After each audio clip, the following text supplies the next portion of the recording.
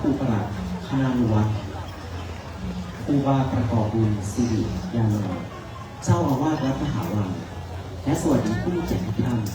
วันนี้วิทยาลัยนาฏศิลป์เชียงใหม่สถาบันบัณฑิตพัฒนศิลป์กระทรวงวัฒนธรรมได้จัดการแสดงเผยแพร่ศิลปะวัฒนธรรมการนาฏศิลป์งานพระศิลป์การแสดงโขนเรื่องรามเกียรติ์ชุดรามาวตารเรื่องในงานไหว้สาสักการะใส่คำตอบพระรอดหลวงฉลองสมโภช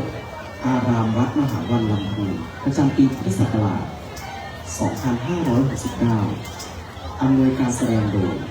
ผู้ช่วยศาสตราจารย์ดร.จุตินัท วงศ์ชลวิทย์ผู้อำนวยการวิทยาลัยนาฏศิลป์เชียงใหม่โดยมีเรื่องเป็นจุดเริ่มต้นปฐมบทการทำศึกสงครามระหว่างฝ่ายธรรมะและฝ่ายอธรรมกล่าวถึงมนทุกข์อสิโทบุตรผู้ทำหน้าที่ล้างเท้าเหล่าเทวดาและนางฟ้าที่เดินทางมาเฝ้าพระสวนมนทุกข์ถูกเหล่าเทวดาและนางฟ้ากลั่นแกล้งจึงขอเข้าเฝ้าพระสวนได้ประทานพรยุเพชรแก่มนทุกข์ด้วยความแค้นมนทุกข์จึงใช้ยุเพชรสังหารเหล่าเทวดาและนางฟ้าล้อมถึงพระนารายณ์ต้องแปลงเป็นลายอักษรมาปราบมนทุกข์และหลังจากมนทุกข์ตายลงไปมนทุกข์ได้เกิดเป็นพญายักษ์ชื่อทศกัณฐ์ส่วนพระนารายณ์ได้อวตารลงมาเป็นพระรามเพื่อทำสงครามต่อบนโลกมนุษย์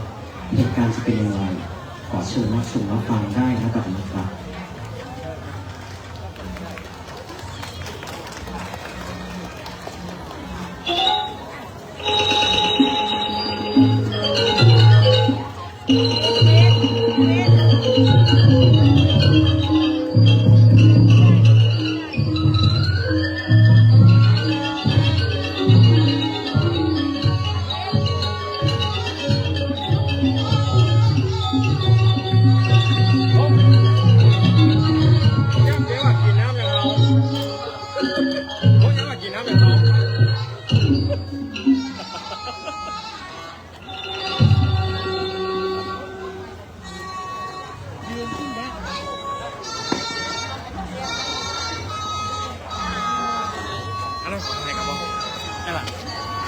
จะถ่ายช่องกดถ่ายผมเนี่ยแล้วผมจะอันเนี้ยที่เรามาหาวันนะครับมีคอยอยู่วันแล้วก็มีใครก็รอดก็เป็นตัวสุดท้ายแล้วของที่ห้าจะมาสักการะท่านนะครับแล้วก็ข้างหลังเราเป็นเพลงโอ้ยเรามาตามทำจากที่ไรเราเชียงใหม่นะครับ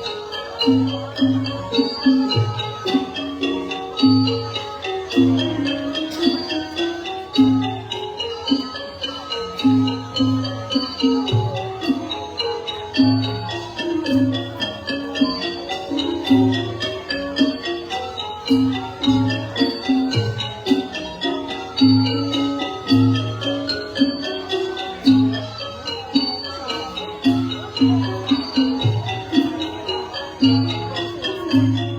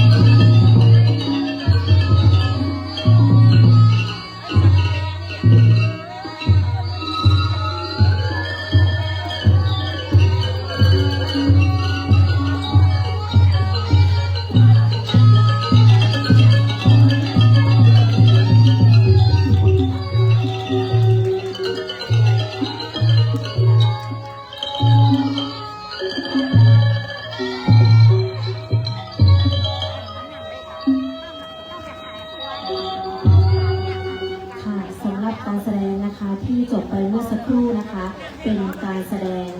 เพลงช้าเพลงเร็วระบำนะคะ ซึ่งเป็นการแสดงที่ฉลองสมโภชอารามนะคะ ประจำปีพุทธศักราช 2569 วัดมหาวันจังหวัดลำพูนค่ะ ในลำดับต่อไปนะคะ ขอนำทุกท่านเข้าสู่การแสดงโขนเรื่องรามเกียรติ์ชุด รามาวตารอำนวยการแสดงโดย ผู้ช่วยศาสตราจารย์ ดร.จุตินัท วงศ์ชวลิตค่ะ ขอเชิญทุกท่านรับชมได้ณบัดนี้ค่ะ ข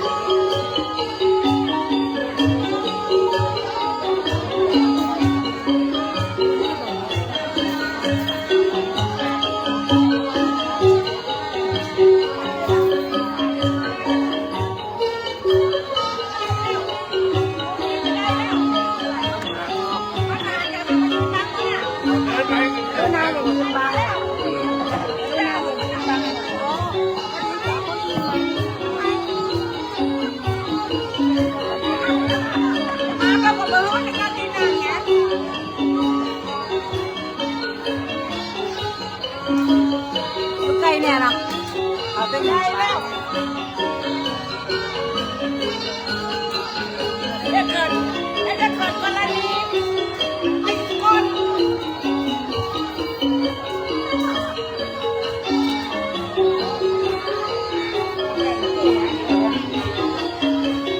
เนี่ยเป็นดังงานก็จะมาหน้ามันไปที่ไหนเดี๋ยวนี้เราก็ยืนคนที่มาแล้วมายืนอยู่นี่แล้วจะเอาไปที่ไหนเอาไปที่ไหนอ้าวอย่าเดินบังอย่าเดินบังอย่าเดินบัง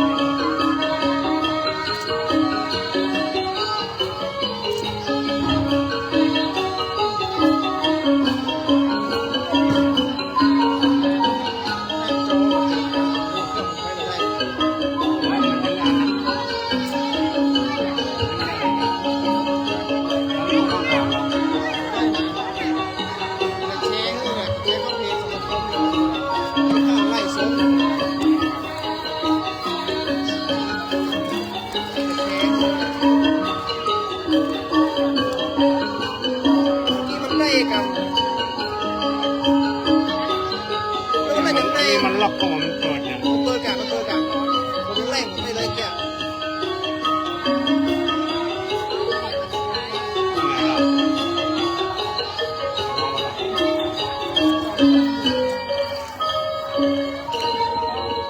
มันลงแม่จอไปยัง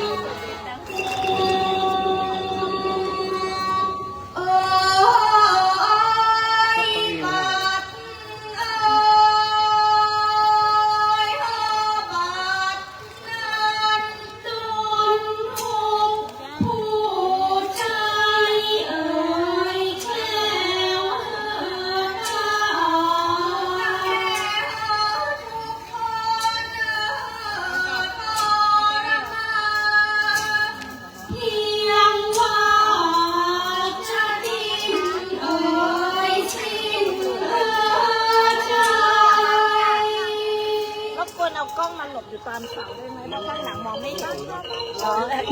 รู้ว่าของวัดข้างหลังมองไม่เห็น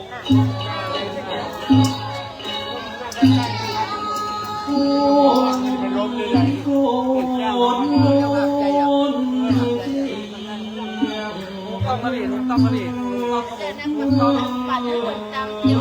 ต้องมาดิเกี่ยวพี่ก็อยู่ได้แม่ใครก็ใครบอก มองมันเป็นนางโจรความยาวไปเนี่ยดังเลย ถึงยัง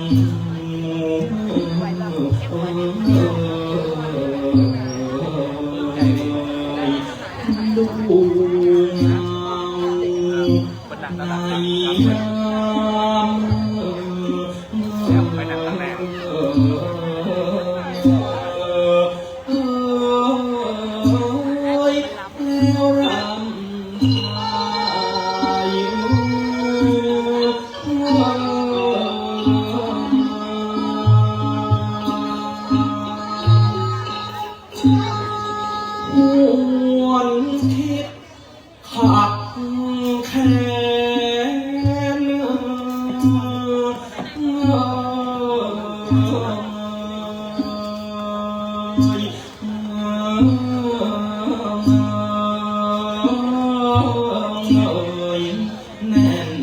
หักไทยก็ขาไฟขึ้นเฝ้า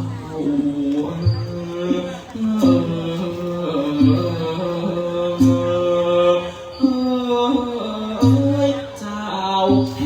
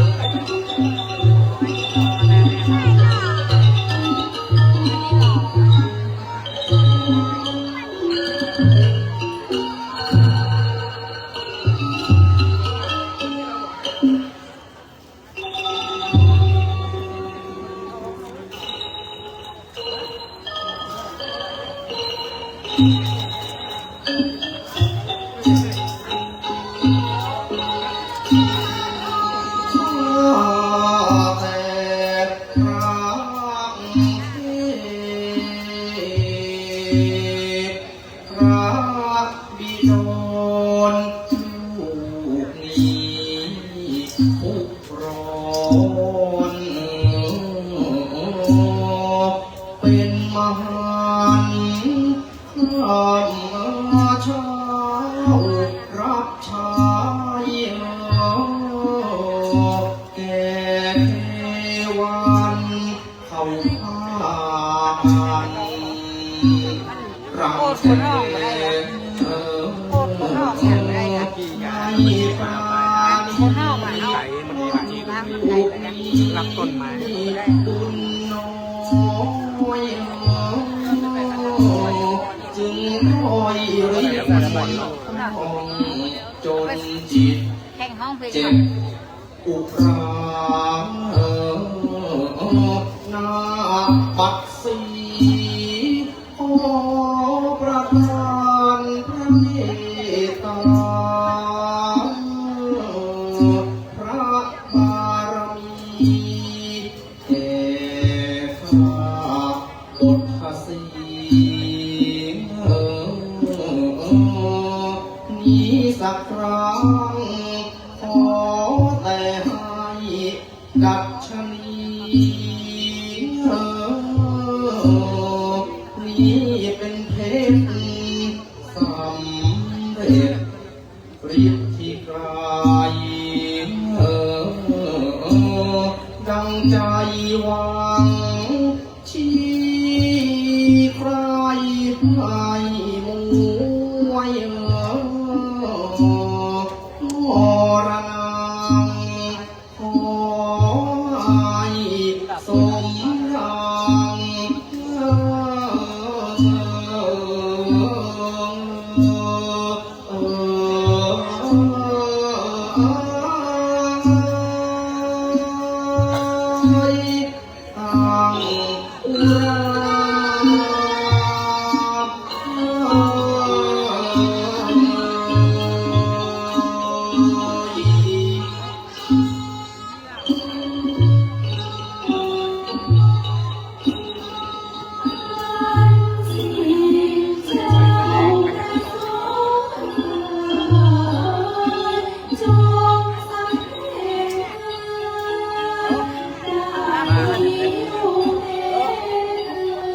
ไม่หาแล้ว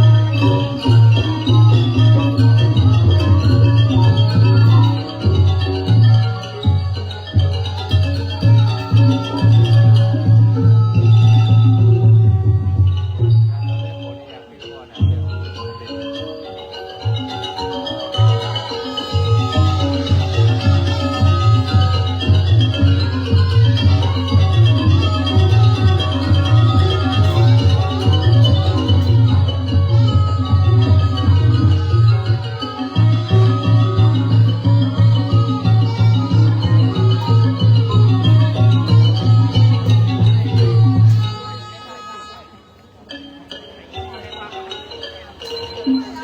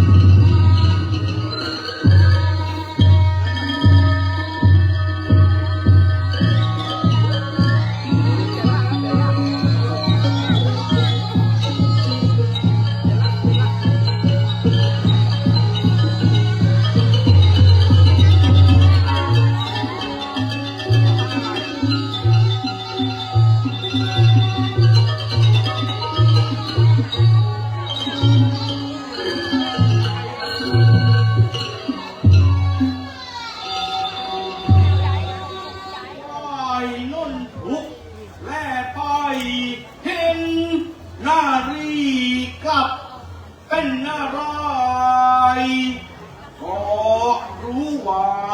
ต้องก้นอุบายไม่ล่วงลางคอยจับแขนแน่นอกพลางทางก้าวพอว่าอันนิจจทิจจาหน้าหัวรอหนอพระเป็นเจ้า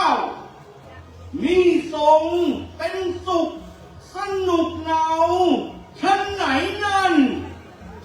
จึงมารังแกกระหม่อมฉันถึงเพียงนี้ เจ้ากาลีนนทุกข์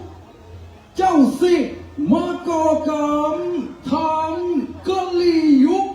บนเมืองฟ้า เที่ยวชี้นิ้วเพชรพลานชีวาเหล่าเทพบุตรและอัปสร อพุทโธเทพเจ้า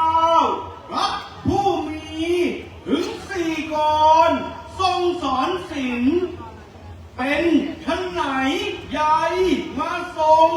ประมาทหมิ่นพระองค์เองไม่หรือยินหรือเกรงเกรงข้อละหาก็พระองค์ทรงยกหาเอกมหาฤทธิ์อาจบำราบปราบพิชิตทั้งจักรวาลแค่กระหม่อมฉันแม้จะใช้ทานขี้ประติ๋วเก่งนิ้วเดียวไหนจะขับเคี่ยวกับกรทั้ง20 นิ้วเพียงลอยลิ้วมาประจันหน้าข้าก็หมดไม่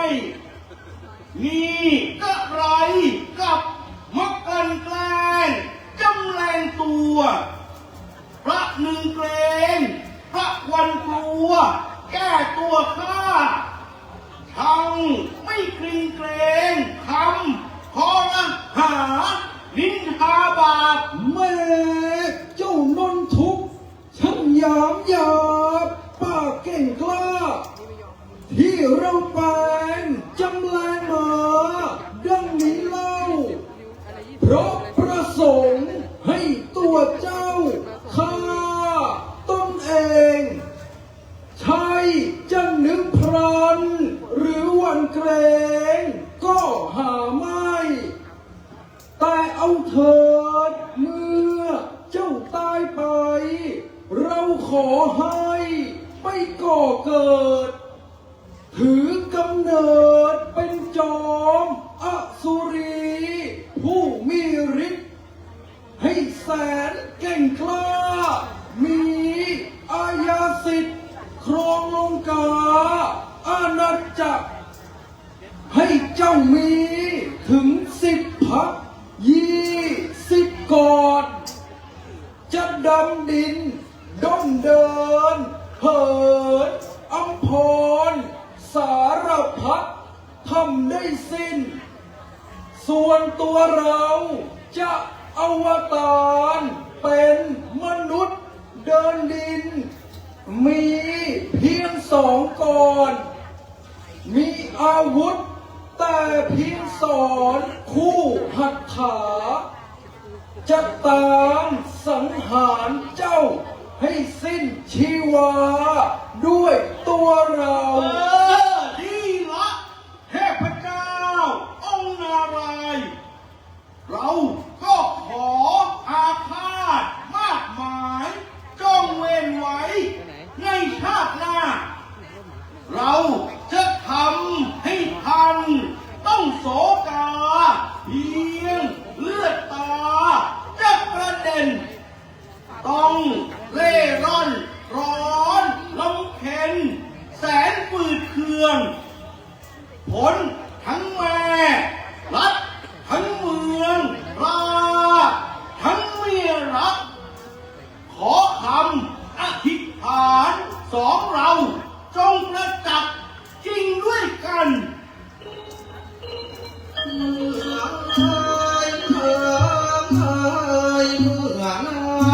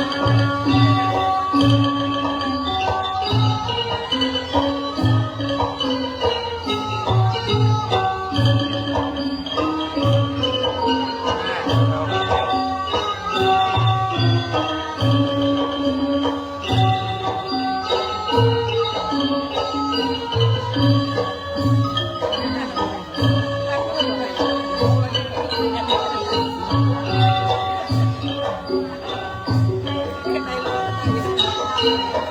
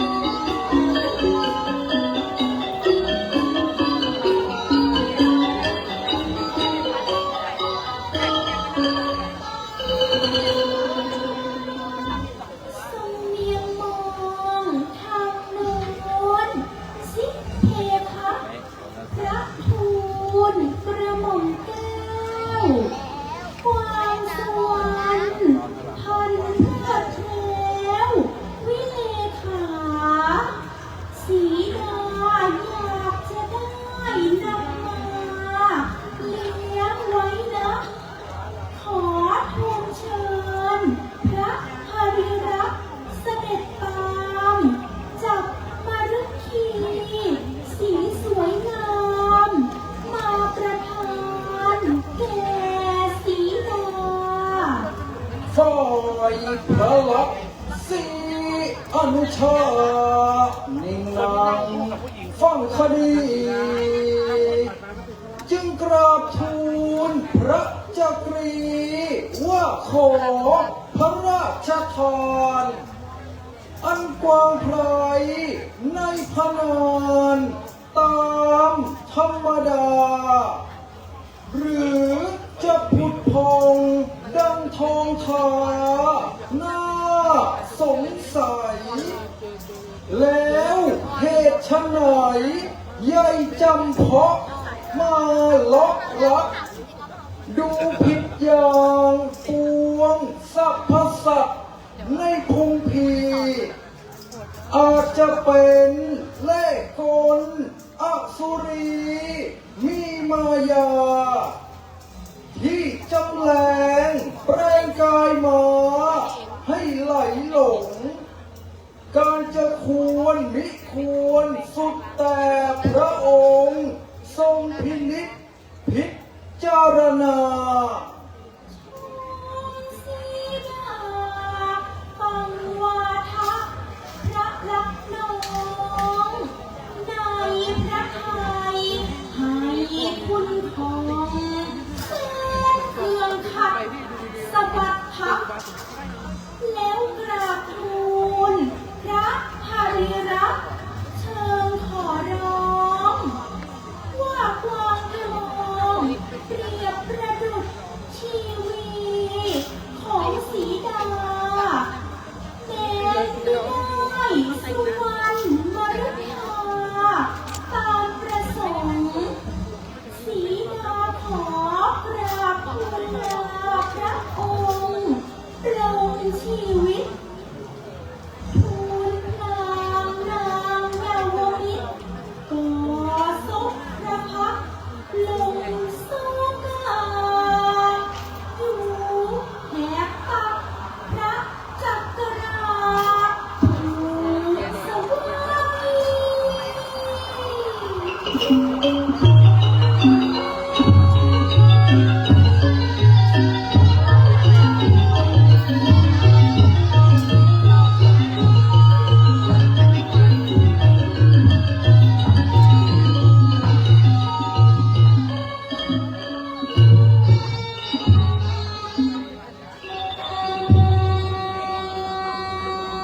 พระน้องยาเจ้าอย่าโศกีไปนะพักจะเศร้าหมองเอาเถิดพี่จะไปจับกวางทองมาให้เจ้า นี่แน่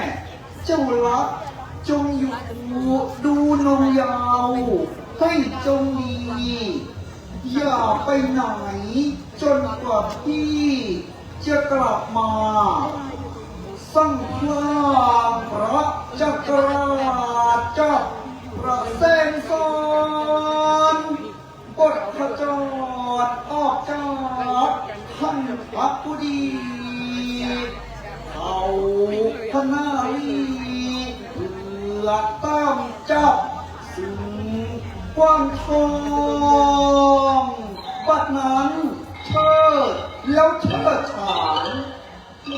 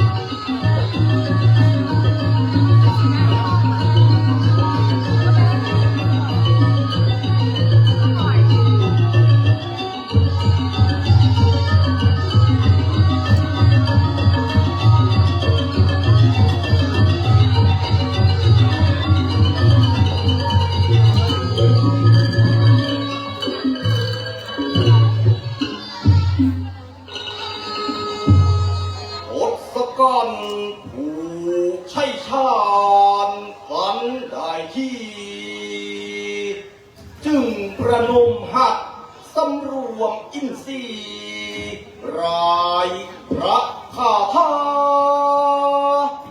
บัดเดียวใจกายอสุราก็กลับเป็นเช่นพระนักท่านปีผาดโอบเลงเพลงกระบองกันขึ้นทันที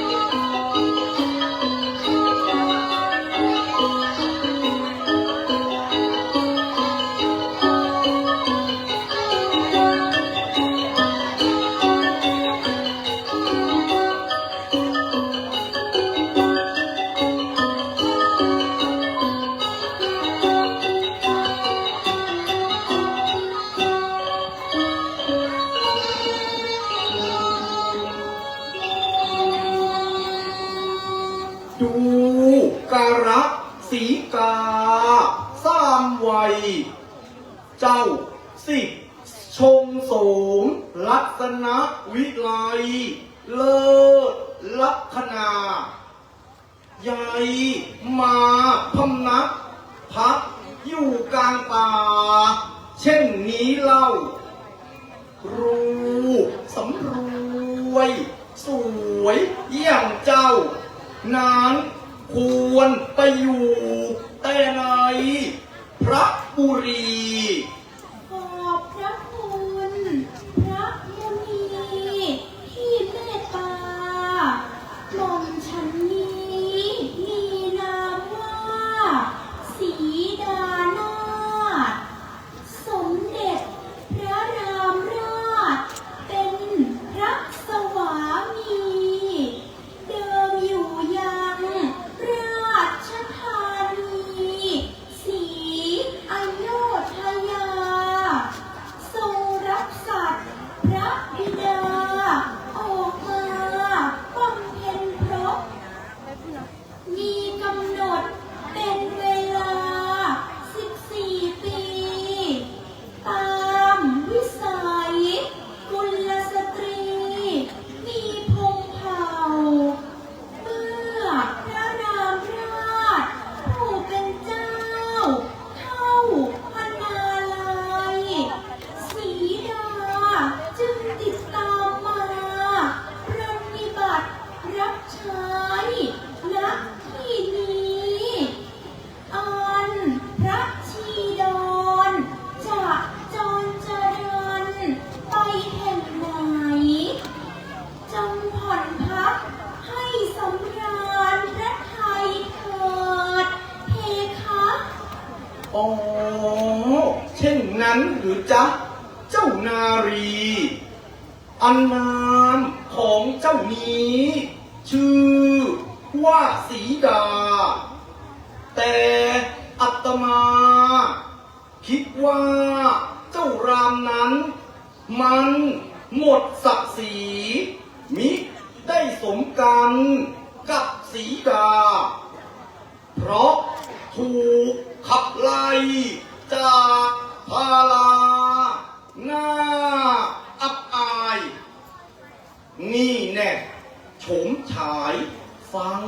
อัตมาว่าทศกัณฐ์เจ้าลงกา นั่นสิเจ้า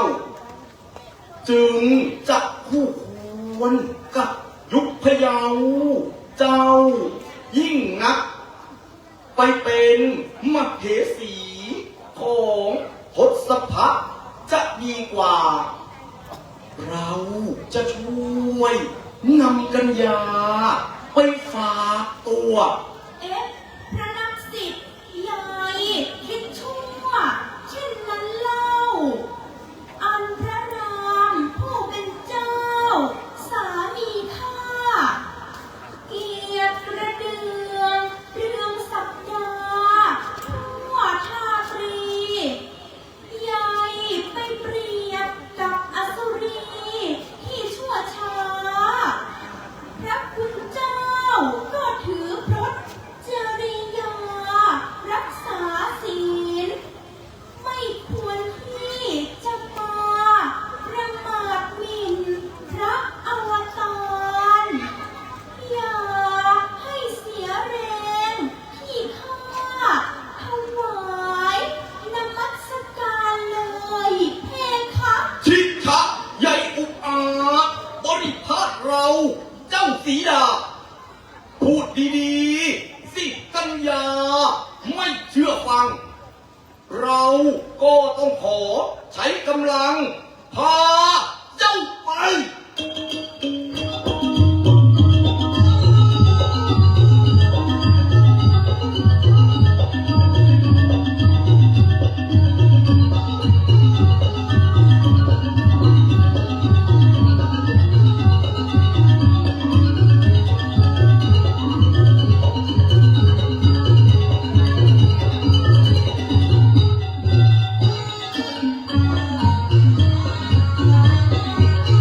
พ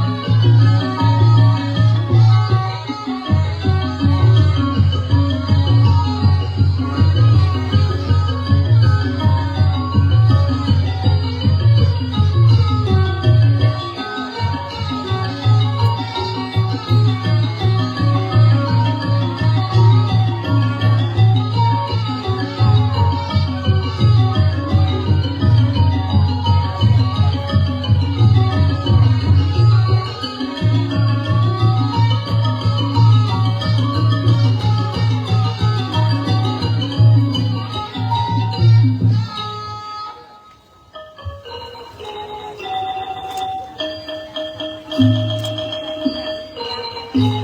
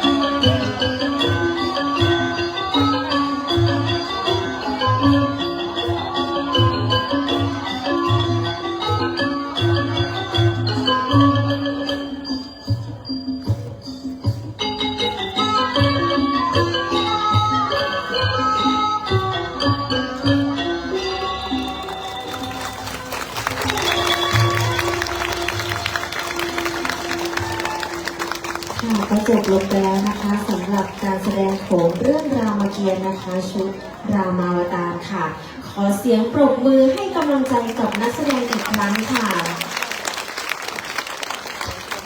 ค่ะในลำดับต่อไปนะคะ ขอนิมนต์นะคะท่านเจ้าอาวาสนะคะ ขึ้นบันทึกภาพร่วมกับนักแสดงด้านบนเวทีค่ะ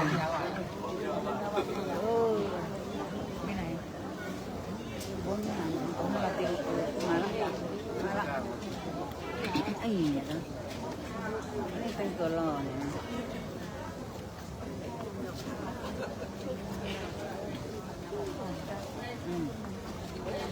ไปที่บันทึกฉันให้อยู่นะเจีย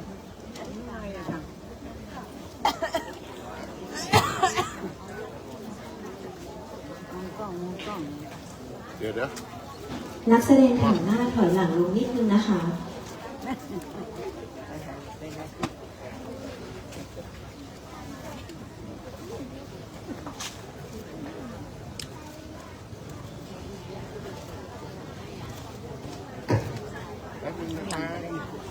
เปลี่ยนกล้อง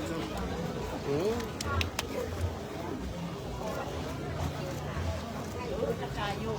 คุณนี่ท่านเจ้านะตาแล้วแบบ ค่ะสำหรับวันนี้นะคะก็เป็นการเสร็จสิ้นนะคะ การเผยแพร่ศิลปะวัฒนธรรมนะคะ ด้านหน้าตาดุริยางคศิลป์นะคะเนื่องในงานฉลองสมโภชอารามวัดมหาวันลำพูนประจำปี 2569 ค่ะ วิทยาลัยนาฏศิลป์เชียงใหม่สถาบันบัณฑิตพัฒนาศิลป์กระทรวงวัฒนธรรมนะคะ ขอขอบคุณนะคะผู้มีเกียรติทุกท่านนะคะ ที่ให้เกียรติมารับชมการแสดงโขนในวันนี้ค่ะ แล้วก็ขอเสียงปรบมือให้กำลังใจกับนักแสดงนะคะ สุดท้ายนี้นะคะ ก็พบกันใหม่ในปีต่อไปนะคะสำหรับในวันนี้นะคะ ขอให้ทุกท่านเดินทางกลับโดยสวัสดิภาพค่ะ ขอบคุณค่ะ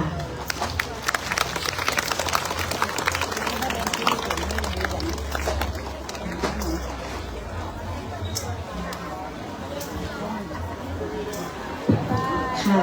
ในช่วงนี้นะคะก็ขอเชิญผู้มีเกียรตินะคะ ถ่ายรูปกับนักแสดงได้ตามอัธยาศัยนะคะ ขอเชิญทุกท่านได้เลยค่ะ